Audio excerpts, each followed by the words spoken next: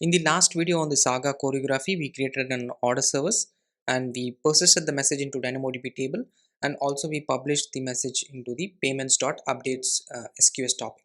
So we saw how to do that in the code base. I think this was the example. So what I did is I have uploaded this into a different branch inside the Git. It's called part 2 order service because the video was part 2. So I have uploaded that into the repo, which is SAGA choreography example.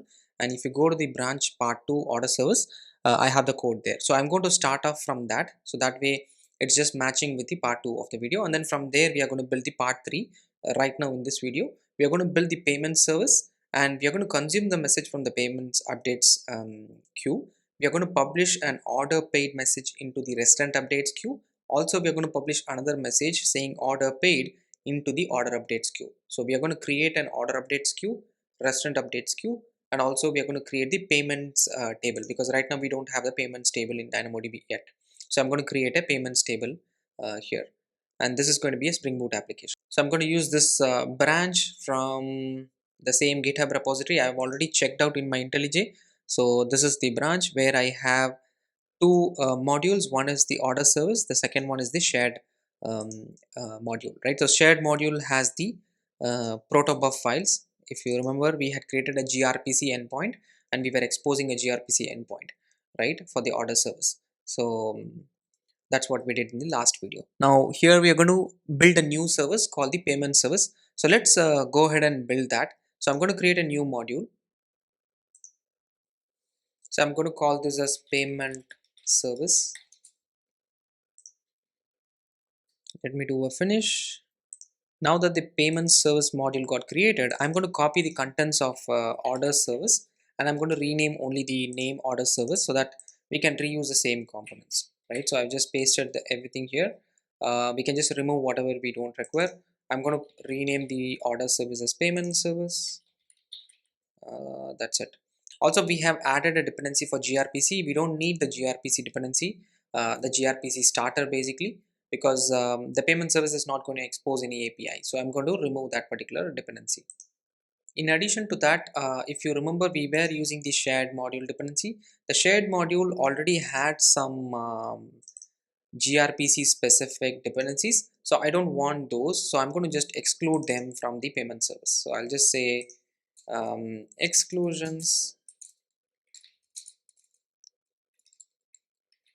excludes the gRPC stub, and also I want to exclude the protobuf. That's it. So now that we have created the payment service, we have to consume the messages from the queue, right? I mean, if you just remember, we have to consume the messages from the payments updates queue. So I'm going to add the configuration details. So since I'm using the same AWS configuration, so I can just copy the same AWS configuration from. So let me create a payment service application.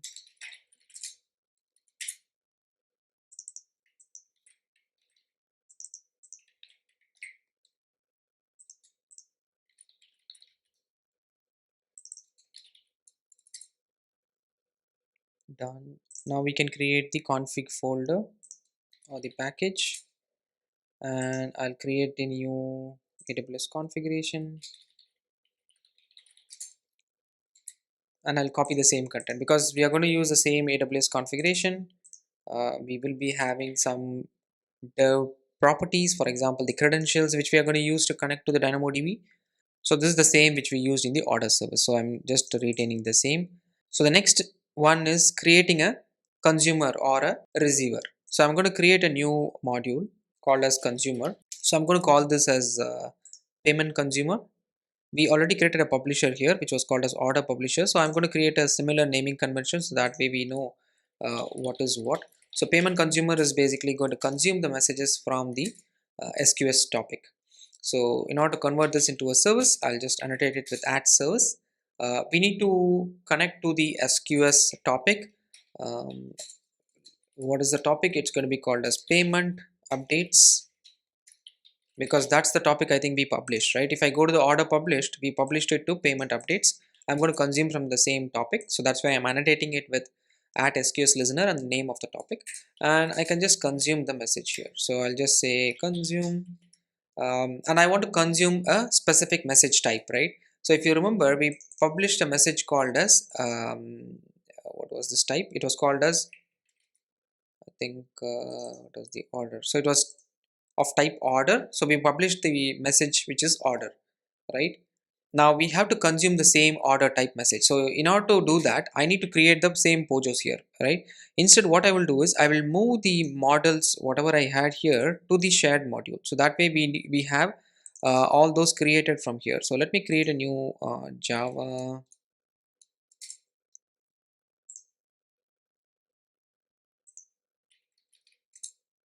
com tech primers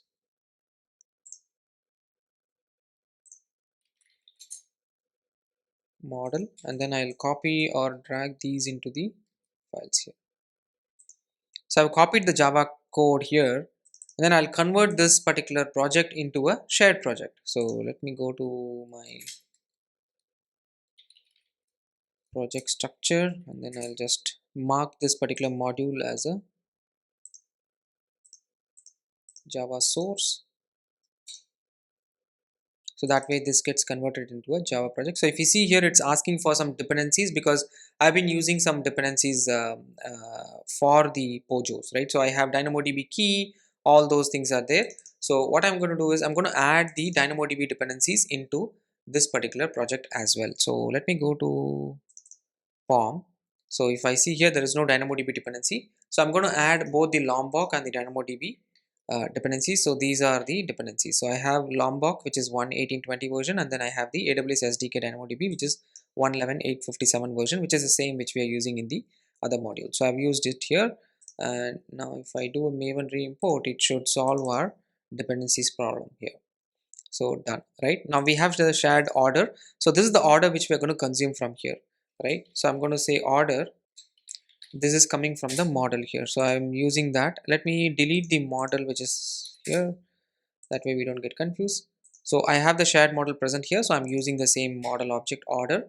And let's call this as order response, because that's the response which we are getting from the order service. We need to get this particular message and do some operations, right?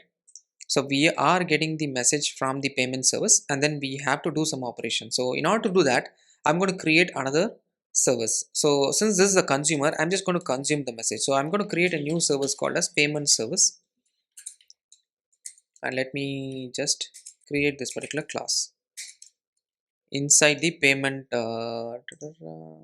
service. I don't want to create it in the order service. Instead, I'll create it in the payment service. So it got added here. I'm going to annotate it with add service. Let me come back. So I've added the payment service as an injected variable. Now I'm going to add a print statement saying that received order details for order ID. I'm just going to print the order ID. So that way we can see that the message got received in the logs here. So I'll print only the order ID, and then I'm going to send this into the uh, payment service, so that the payment service can now do whatever it needs to, right? So I'm going to send the order response message into the payment service. So I'm going to create a new method called as send, and this is what I have here.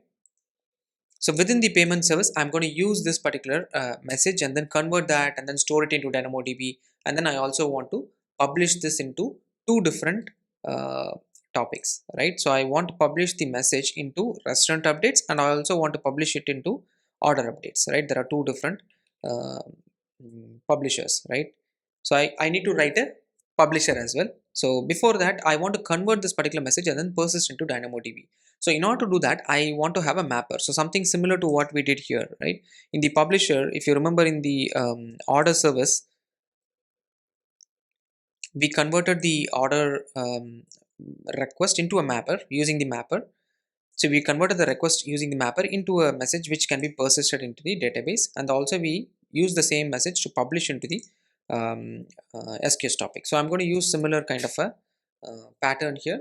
where we are going to convert the message. So I'm going to create a payment mapper which can convert our message from order response into a message which can be understood by the table, right? Basically, this is the POJO for our database table. So I'm going to call this as payment, and I'm going to create a payment mapper for it. So let's first create the payment class. I'll create this in the model because I want to have it as a shared POJO. So I'm creating this in the model. So this will go into the model module, shared module.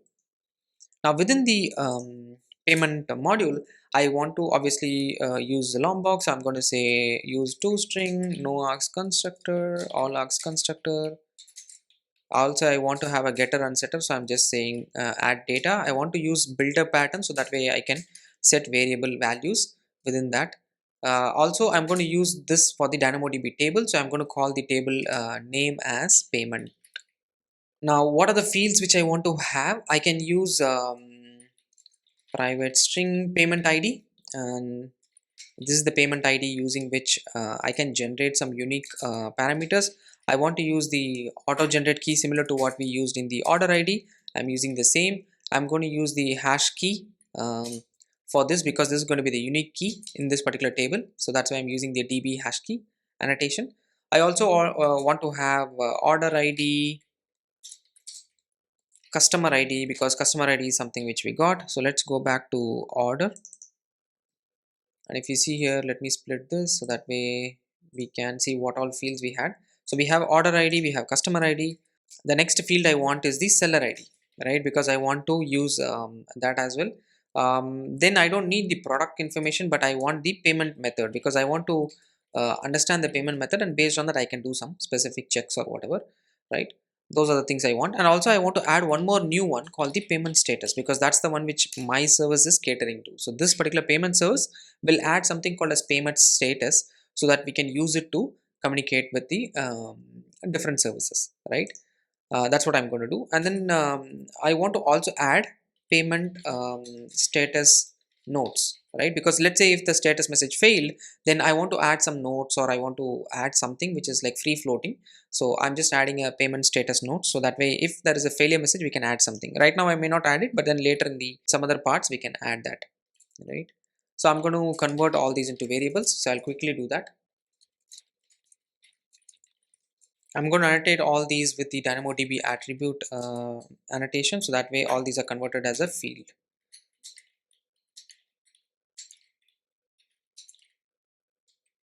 Done. So my payments object is done. I'm going to go back to my payment service. So my payments object is done. I want to create a payment mapper. So let me do that. I'll create a new class called payment mapper, and I want to inject that particular class. So I'll create a new payment mapper class. I'll annotate this as a constructor parameter. So let me go and create the payment mapper class. I'm going to create this also into the payment service class.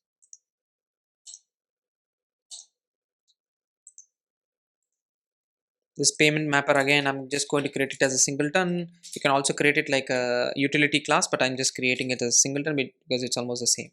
So let me create a new method, and this is going to convert all our messages from the order response into the payment message. So I'm going to use the payment object equal to, so I can use the payment builder and build it.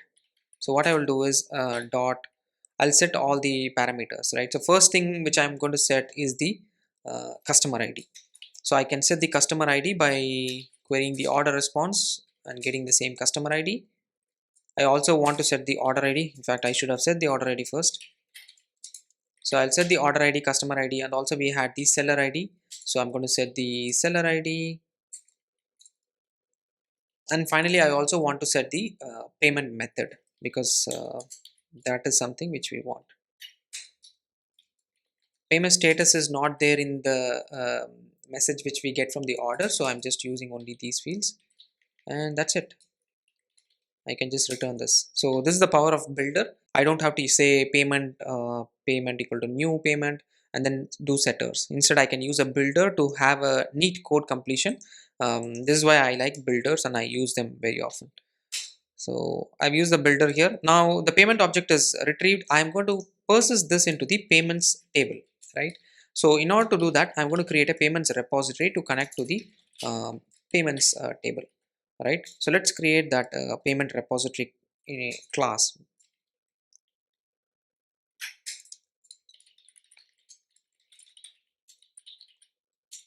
So this is all similar to what we did in the order service. That's why I'm not explaining every class, but you know that I have to create a repository to connect to the database.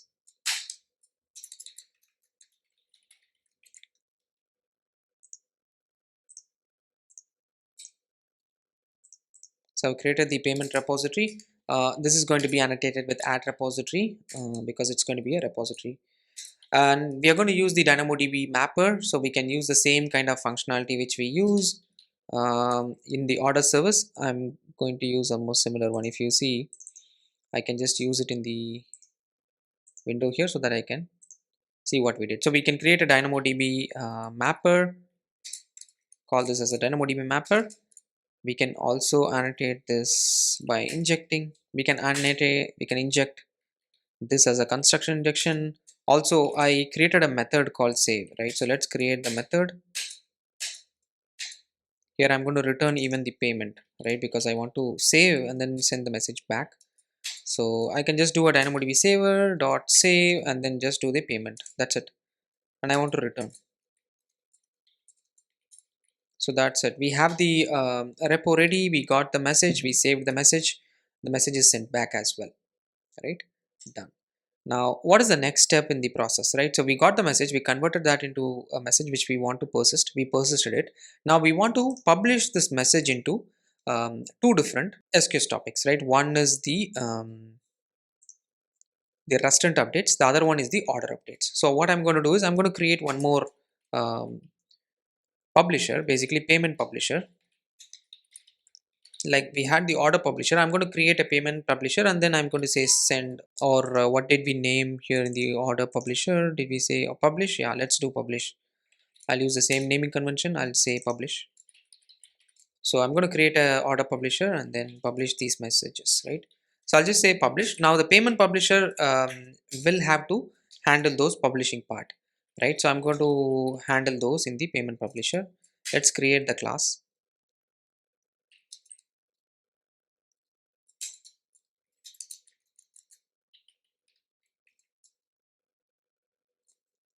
So we don't have the publisher package, so I'm going to create that as well here. Done. I'll annotate this with the service. Now let me come back here. If you see here, these two classes we have not added to the constructor. So we have added both of them, the repository and the publisher. I also want to create a method called publish. So I'm just using IntelliJ to do all these stuff so that I write less code. The less code you write, the less mistakes you make. That's why I started using IntelliJ shortcuts and IntelliJ features. Now coming to the publisher bit here. Now we have to publish the message, right? So in order to do that, we can use the same methodology we used here. I'm going to use the queue messaging template because we created that as a part of the AWS configuration. So I'll say queue messaging template, I'll inject that as a constructor injection. Now I'm going to use the same. I can in fact copy this, paste it here. Instead of the order, it's going to be payment. Also, instead of publishing it into payment updates, I'm going to publish it into restaurant updates. That's it. So we have the payment message, right? Also, instead of the order ID, we can just get the payment ID. So let's close this one. So we have the one bit published. The same message needs to be published into the order updates as well. So we publish the order message into the restaurant updates. We have to publish the same message into order updates as well. Let's do that. What I will do is I will go to the payment service because payment service controls it. So here I'm going to publish the message, but then this message needs to be of a different format, right? Because I wanted to send only the order statuses. So if you see here, the restaurant messages, these could be different format, but I want to have a format here for the order updates to consume, because order service doesn't need all the messages, right?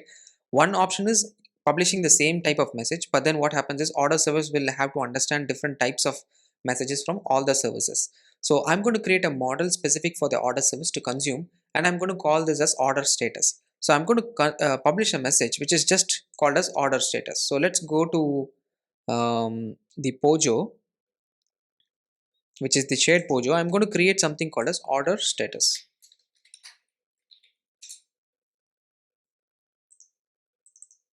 So the order status is going to have very few things. One is the order ID, because that's unique. That's what we are going to use. The next one is the order state. Basically, since we are calling this as a status, I'm just going to call the state or the status as order state, and then I'm going to pass the message. For example, if the status got failed, why did it fail, right? I'm going to annotate this with data, because this is going to be like a Pojo toString. I want to have no args constructor. I want to have all args constructor. I also want to have builder in case I want to have something built out of it. Also, for the ordered state, I'm going to create a new enum. So what I will do, I'll create a new enum, and I will have order paid, order, we have some more as well, right? Order prepared, and then order delivered, order failed, right? So if you see here, we have order paid, order prepared, order delivered. We also have something called as order created, right? I think that is something which is persists at default. I don't think we are using it anywhere, right? I mean, for now I'll say order paid, order prepared, and then delivered. Okay, this should be okay, I think.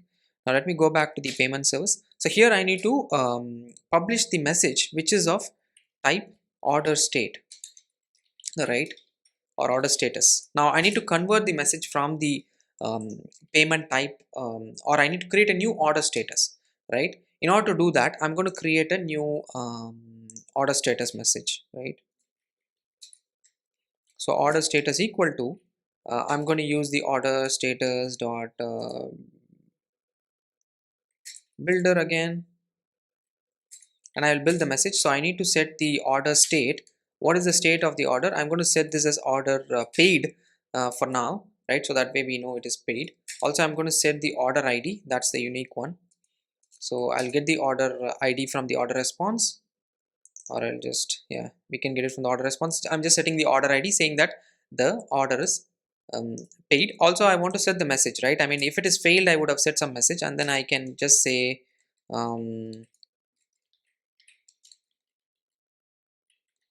successfully paid by. We also had a payment type, right? So I'll just get the payment type or the method, right? So that way I will store that what type of payment methodology we used. So successfully paid by let's say cash, right? I'll just send a message saying successfully paid by cash or whatever, right? I mean, I'll just say wallet or something, because it's going to be automatic, right? That's it. Now I need to also create a new method, because I want to publish the order status. Now previously we published the payment into the restaurant updates. Now I want to publish the um, order status. So I'm going to publish the order status. So I'll say publishing the order status to order updates. That's the queue which we have to publish, right? Let me go back to the diagram. So order updates is where we are going to publish the order paid, right? And we are going to publish the rest messages to the rest of the messages to the restaurant update. So we have done that here. I'm publishing the order status. So let me change this to order status. So that's it. So that's all, right? The other thing, if you notice, I did not change the order state actually, right? While publishing, I'm sending an order paid, but I also want to set the payment status right here. So what I can do is I can, in fact, as a part of this particular mapper, I can set the payment status. So I want to set the payment status as success, right? I also can create a enum, but yeah, for now I'll just say success, because right now we don't have a failure. So I'm hard coding the payment status as success, so that way using which we will just pass it to the next service, right? So that way we can use it. So if it is failed, for example, if the status is failed, the message could be ignored, right? For example, in the publisher here, there could be a logic which says if the payment message is failed, you don't have to publish, right? So here I think we can have a logic which says um, if the payment dot get payment status is not equal to success, right? I think we can eliminate it. So we can do that next, but yeah, for now I've just added or hard coded it. When we do the failure scenario, we will do that change, right? Now coming back to our payment service, so I think we have done almost everything, right? We have converted the message from the order service to the payment message, saved that into the database. We have published the same into the SQS topic. We have also published the order status for the order service. Now there is one thing which is pending in the order service. We have to now add a consumer, right? Because earlier we never had a consumer in the order service, so we are going to add a consumer. Let me add a new package called consumer.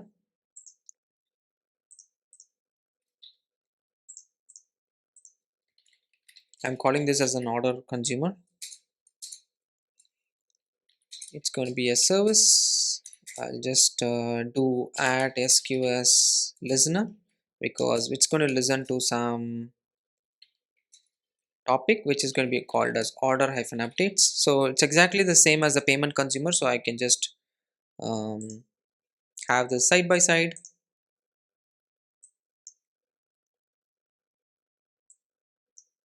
So I can have the order updates consumed here, public void consume. Also, what kind of message are we going to consume? It's the order status message, right? So that's what we had. So we're consuming that order status message. I'll just print the same kind of things: received order status for order ID. I'll just print the order ID, and we are going to here we are going to consume the message. Earlier, if you remember, we were just sending it to the payment service, right? I mean, then the payment service was doing something, right? Here what we are going to do is we are going to persist into the database order repository. So I need to first inject that. Basically, we had the order repository earlier. We can do an order repository. In fact, we cannot directly persist this because we got only the order status, right? So we have to do a lookup and then retrieve the order repository. So I'm just going to say order repository, get the order repository,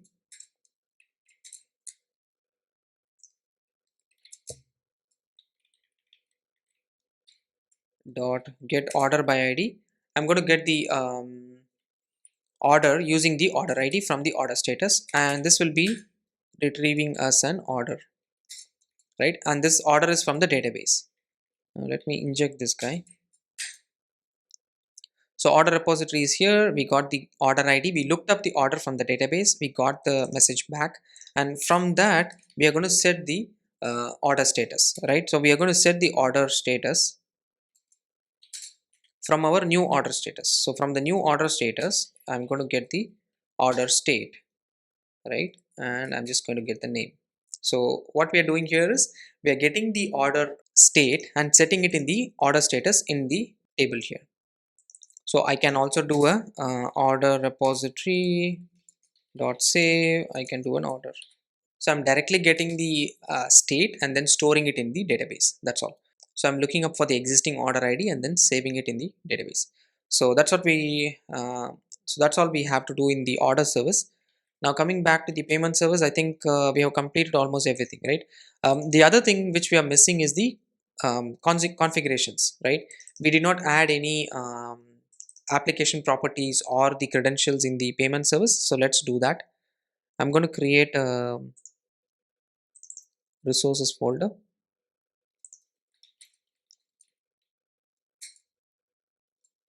So in the resources, I'm going to add two files, application.properties. So application properties are common for all the environment. So I'm going to add some default properties which we had in the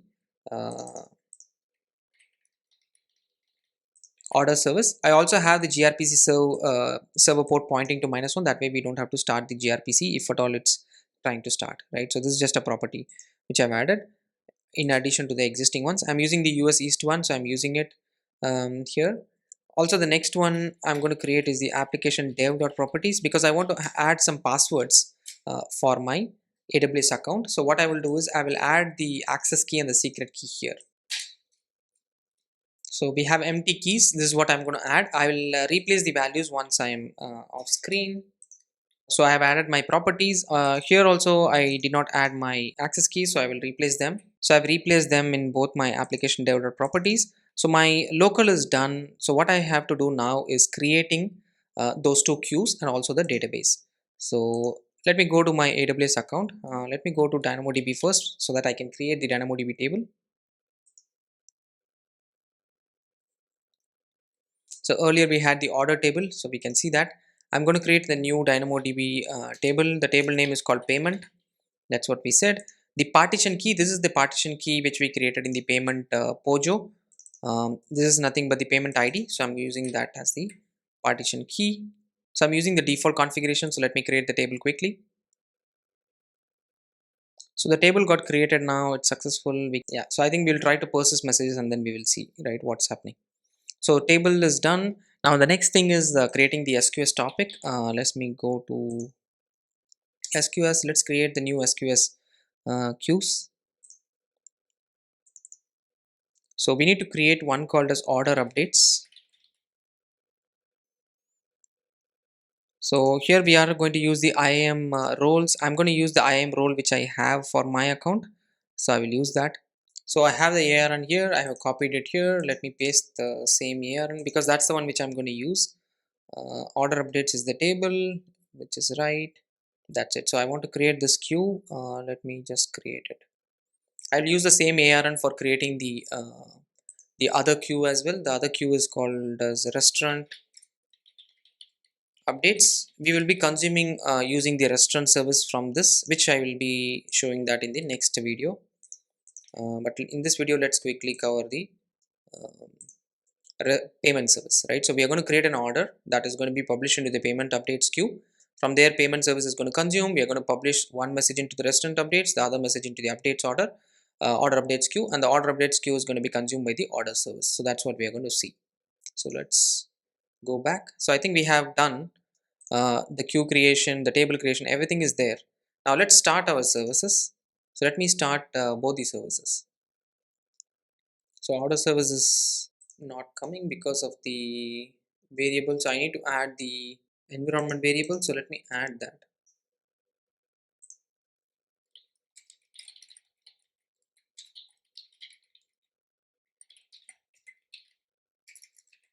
So I wanted to create a dev profile. So I'm just saying Spring profile is active as dev. And let me start it because we have the dev properties, which is where the credentials are, right? So yeah, the gRPC server got started. The same thing, and if you see here, it's starting with 1990. The same thing needs to be done here for the payment service. Let me go to the payment service. Let me add the same environment variables.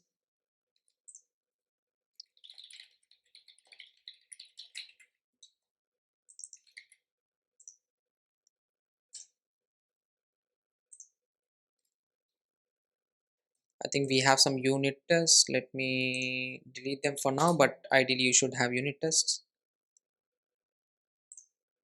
Looks like the logging is not working, so SLF4J is missing. So let me go to POM and then add the dependency for SLF4J, so that way we can get this sorted. So I added both the SLF4J API and then SLF4J simple. Let me do a quick refresh and let's try restarting. Okay, so we're getting an error saying queue message template could not be found. I think uh, we have that here. Let me go and check if we have the spring.profiles.active equal to dev. We have set the dev properties. Then why is it complaining? I think queue messaging template, I think we have not injected. I think I found the issue. So I think when you create a new queue messaging template, I think we cannot directly inject it. Instead, we have to do the Amazon SQS async. I think when we copy pasted the code, we did not do it correctly. Let me quickly go here and then correct our publisher.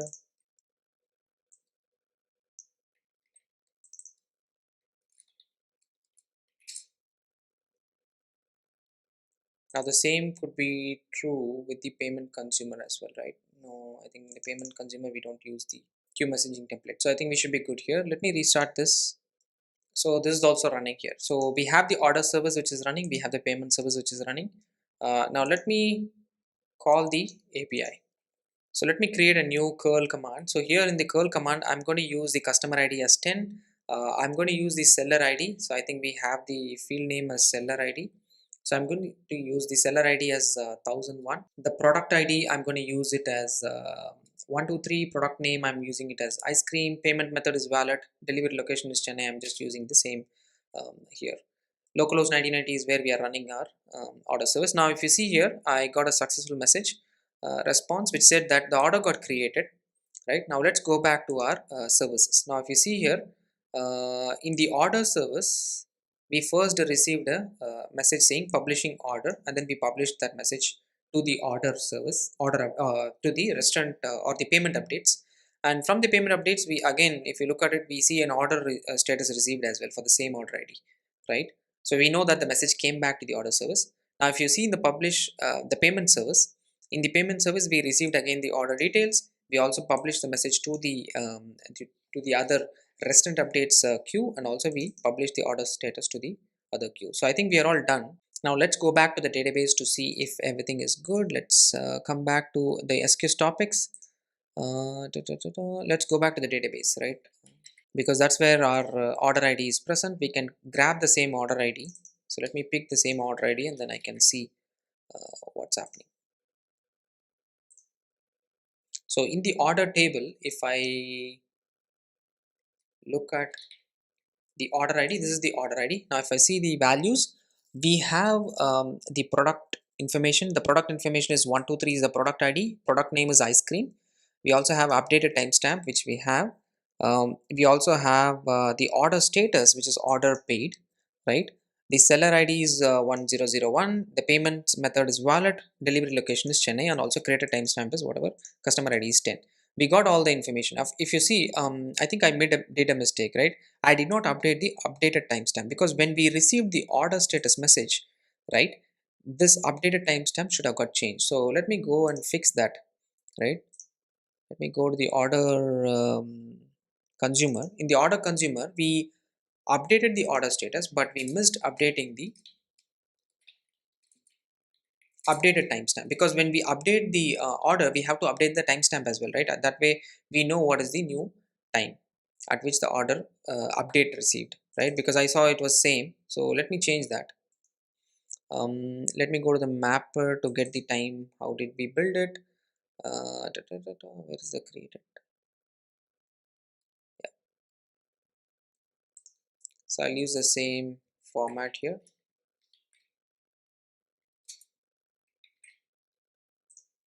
So I'm updating the timestamp as well. Let me restart it once. In order to simulate the same, I will show you by stopping the payment service. Before that, let's complete the payment service, right? Let's go back to the payments database, the payment database, and then see what happened in the payment database. So in the payment database, there should be only one entry. Yeah, this is the payment ID. We have the order ID, we have the payment success, we have the seller ID, and also the payment method and the customer ID, right? We got all the fields sorted in the database. I think we should be good here. We also had one more field, I think, which was called as payment status notes. I think it's not coming here. Let's see why it is not coming. Let's go back to payment. Yeah, so we created it as a string, and then did we populate it? Let me check in the mapper. So in the mapper, I think in the mapper we did not populate it, right? That could be another reason why it's not persisting, right? So here I will say successfully paid by, and then the payment method. So this is also a bug. So we are fixing these two bugs. Let me bring down the payment service, so that way we will simulate some real scenarios. So let me clear up all the logs. Now let me trigger a new message. So here I will make the customer ID as 11, seller ID as, let's say, 2001, product ID as let me change it to 1. The product name I will make it as dosa. right? The payment method I will make it as cash. Delivery location I will make it as Bangalore. So I'll make it as Bengaluru. That's it. I'm going to create a new method. Okay, so does not have the value cache. I think the payment method, whatever we had, I think we had a specific restriction, right? Let me go back and check what was the payment method restriction we had put, right? Let me look at order mapper.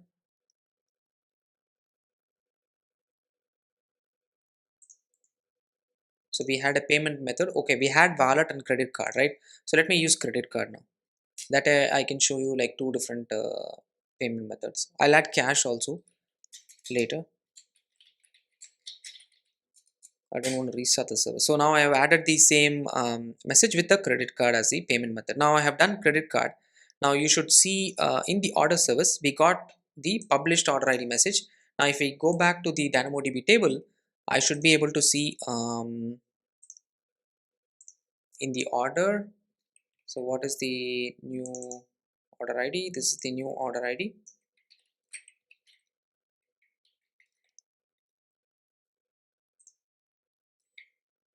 So I can see the new order ID, which is like delivery location is Bangalore. I can see that if you see here, the order status here is order created, right? So initially when we had it, the order status is order created. Now if I start my payment service, I should be able to consume the message, right? Since it's an SQS topic, and then I think I have a queue message delay of 30 seconds or something, right? Now, when the payment service comes up, we should be able to consume the message. So see here, we received the message and then we also published the order ID status and order ID. Now you can see that the order ID status came to the order service. Let me go back to the order service. If I refresh this guy, I think I should be able to see the new status. Yeah, so see here, order status is now order paid, and you can see the difference between the created timestamp and the updated timestamp. So that way I can identify that the order got updated at a particular time and I created my order at a particular time. So this could be the lead time of how much time my order took to move to the next state, right? So now coming back to our payment table, we should be able to see, I think in the payment table, let me do a refresh. We can see both the wallet and the credit card. Now if I go to this credit card, I can see new field, which is the payment status notes. See that it's getting added as successfully paid by credit card. So this is what we added during the restart, right? So both these are done. If you want me to summarize what we just discussed, in this video we saw how to build the payment service in order to consume the message from the order service, the payment updates queue. Also, we published messages to the restaurant updates queue, also to the order updates queue, right? That's all we did. We also persisted the message into the database, which is DynamoDB. Since we built all these in the order service, we reused the same. We did some refactoring on the order service and the shared service so that we can reuse some of the models. So what we did is we moved some of the um, POJOs into the shared module, right? So what I will do is I will push this code into a different branch. Right now I have the branch as part 2. Now I will create a new branch called part 3, which is this particular video. I'll just say part 3 payment service. So if you want to look at the part 3 code, you can go to that particular branch. So the repo is same, but each branch will have the code of that particular video. So that way you can start from wherever you want, right? So I'll create this branch and then I'll push the code. I hope you were able to understand what we did in this particular video. If you have any questions, do mention that in the comment section below. In the next video, we will build the restaurant service, right? It should be straightforward. So what I will do is it's exactly similar to the payment service. So we might merge both the restaurant service and the delivery service in the next video. As always, if you like the video, go ahead and like it. If you haven't subscribed to the channel, go ahead and subscribe to it. Meet you again in the next video. Thank you very much.